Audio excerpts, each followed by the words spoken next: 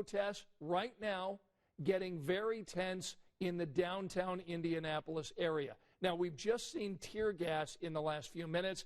In fact, we had to move our TV crews out of the way to keep them safe. Tonight at 11, our Emily Longnecker is showing us how the rest of tonight went. Scott, people of all different backgrounds came to the circle today. Many saying what happened in Minneapolis this week isn't a black issue, isn't a white issue, but should be an American issue. The outrage expressed all across the country this week over the killing of George Floyd by a Minneapolis police officer. Arrived at Monument Circle Friday night.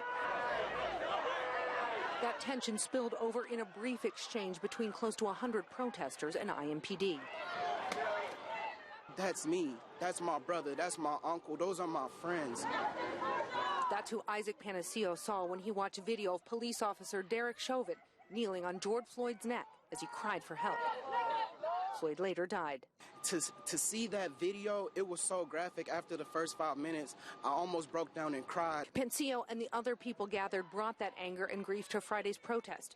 Speaking out against the charges of third-degree murder and manslaughter Chauvin now faces. That ain't enough.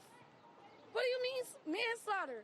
You was on your knees on the man's neck until he died. He said he couldn't breathe over and over. Protesters also called out what they say is a long history of police brutality against black people in this country. For the cops that are on the force, stand up and speak up and have a voice, because right now the entire institution is tainted, and we're at a point where the outrage, the frustration, I don't know how much more we can take. We shouldn't have to go through this. When it's enough. A question these people say they're sick and tired of asking. We got to do better. All of us. So that's the situation in Indianapolis. We're going to keep a close eye on what's happening downtown, but we also saw these protests in Bloomington today. A group gathered in downtown Bloomington holding up these signs with George Floyd's name, chanting, "Black Lives Matter." Well, community leaders that we spoke to here in Indianapolis today are calling on protesters to make their voices heard, but do it peacefully. To be heard, sometimes you have to be seen, and I'm all for it. But I don't think we have to tear up anything to be heard or to be seen. So much injustice, but I think that we have to be careful not to play into a negative narrative that reinforces certain stereotypes. Pastor Sullivan says social media is a good channel for protest.